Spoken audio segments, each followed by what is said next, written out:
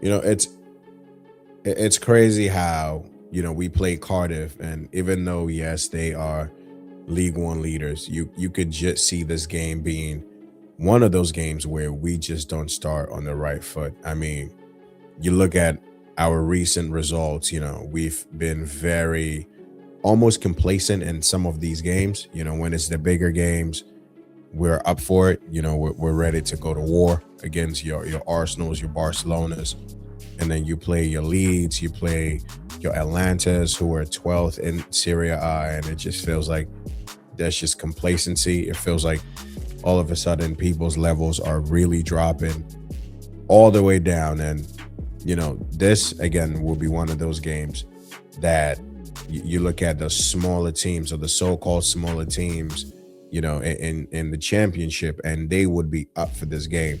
And this game being away from home, Cardiff fans are going to be up for it. The players are going to be up for it. This will be a chance for them to eliminate one of the big dogs from the competition. But that being said, we have the squad to go over there and just get this comfortably done. Are we going to do that? That's the question, because we don't approach these games with the same level of interest like we approach the bigger games. So I would not be surprised, like I said, to see this game starting off with us being on the back foot. Cardiff, you're just having a lot of the ball, but ultimately I do think we come out winning this game. I don't know what level of comfortability it's going to be, but I expect us to win this game. I expect the manager to make a lot of rotation this weekend. I believe we play Newcastle away, so I know he would definitely have an eye on that. The game is not until Saturday, so would I be surprised to see, certain players given a rest and others who we might think should be given a rest start this game? Probably not, to be honest with you, because this is also an opportunity to advance in one of the cup competitions. These are the comps that you have to make your mark. These are the places you could get your silverware from. So I am expecting some rotation. How much rotation am I expecting? I'm not really sure, but I expect to see Palmer not playing, Fofana not playing, Enzo not playing this game. Cucurella is probably going to start on the bench. Reece James is not going to start. Hell, even Gusto might not really start this game. So how much changes Maresca wants to make, I think is really down to him. But my lineup for this game, right? I think it was pretty straightforward. I'm making one quick change before I do bring this up on the screen, which honestly, we might as well just do that now. But let's go straight to the lineup, because it shouldn't, it shouldn't be anything too crazy. And for me, when we're talking of the goalkeeper situation, I am starting Sanchez in goal. I'm not trusting Jorgensen enough for this. I think Jorgensen just hasn't shown me enough to trust him when it comes to these games. I don't think he's done enough. So for me, Sanchez plays this game. I think I play Josh right back. I'm gonna go Chalobah. Initially I had Tosin in this game, but I think Tosin just makes you nervous. I think he's become a bit of a liability recently. I think Trev should be able to play 2 games in about 4 or 5 days. So I'm gonna go Trev right center back. I'm gonna go Badiashile left center back, and Jero Hato. Hato has had a game since he played against, was it Karabakh? And of course, he played with the normal culprit, which is going to be Tosin Adrabayo. Hato had such a bad game, but it's starting to look like anybody that just plays with Tosin just looks awful. Because you look at our center back partnership since Fofana has come in, and I've always maintained this.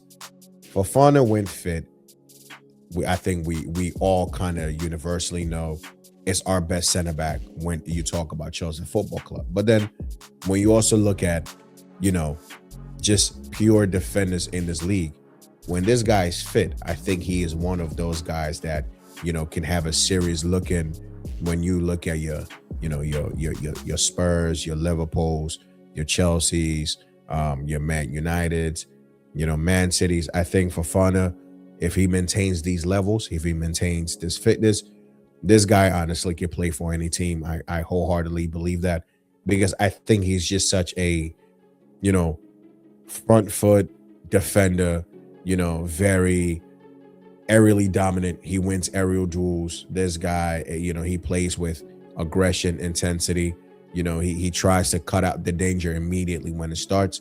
So for me, a fit Fofana just makes this team a lot better. How many clean sheets has he had with Chalobah next to him? I think that's 5 clean sheets in 6 games. You don't have to really do much about that. You understand what I mean? Hato, I think he deserves a chance in this game. I think he's still one of, he's still a quality defender, very young, but he's played games for Ajax. This guy is going to be a star. I think he's been unfortunate in recent times that, our form hasn't really allowed him to get a look into this team, because let's face it, if we've been going through a rough patch and you have Cucurella, Gusto, and, James and all these guys in the team, and we've been having, a kind of rough patch, I'm not expecting Maresca to be throwing, your Hatos in this game. Maresca looks like the type of guy who, when his back is against the wall, he just reverts back to experience. He reverts back to reliable. He reverts back to what he's most comfortable with. And that doesn't include Hato, unfortunately. I mean, when we really had no choice and Hato had to come into the back line against Liverpool, he killed it. So I'm expecting him to get his first start in so long. Midfield, Caicedo's back. I think Caicedo should start this game. Him, Santos, they should give us something to build off of. He's had 3 weeks off now, been relaxing, chilling, feet up, and Caicedo also needed that break anyway. You got to remember, a lot of these guys, Caicedo, Joao Pedro, Reece James, Fofana, Cole Palmer, these guys are being managed, with fitness issues, whatever the case might be. And Caicedo is one of those guys who I think has said he's been playing through pain anyway. So I think that break has done him really well. Andre Santos has been unfortunate to be left out of, a few games. He's had some, not so great performances. He's had some okay performances as well. You're seeing Gusto being preferred to him in midfield. And look, like I said, Maresca is going to go with a tried and tested, when it comes to personnel and bodies that just know how to execute the system. And he also looks like the type of guy who would double down 10 toes on something when we all say, yo, it's not it. Against Atlanta, we had Gusto in midfield, Reece James in midfield, and it did not look like it was working. But guess what? He tried it against Everton again, Gusto playing in midfield. And guess what? We got the dub. And Gusto had one of his best performances. So it's just, honestly, at this point with the whole Gusto, Reece James experiment in midfield, when it works, we're not going to say anything. When it doesn't, we're going to look at things to say. We're going to point. We're going to, finger point. We're going to blame and say, you know what, you should play Santos. But Santos has also had a few moments where it's just been comfortable. It's been uncomfortable for him in certain games. I don't think he's imposed himself as much as he really should. I just believe if Andre Santos did impose himself in this team with the opportunities he had, will Maresca still play Gusto ahead of him? Potentially.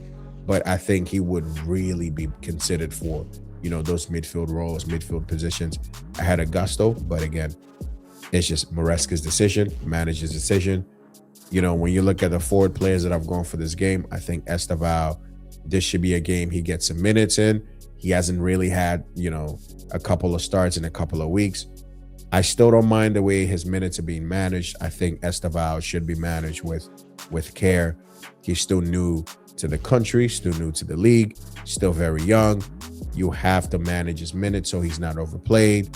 When you see a lot of these wonder kids and special players being overplayed at certain ages, the injuries start to rack up. they start to pile up.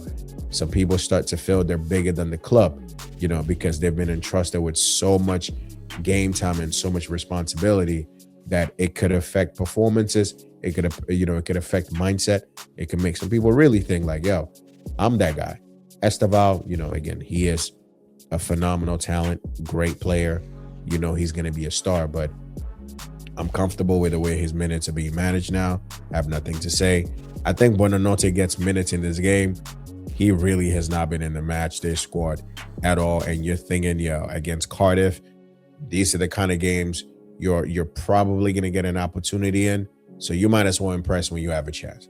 Like this is it for you, because you're not, especially with Palmer coming back, with Caicedo being available, Enzo being able to play in those, in those central attacking roles, bro.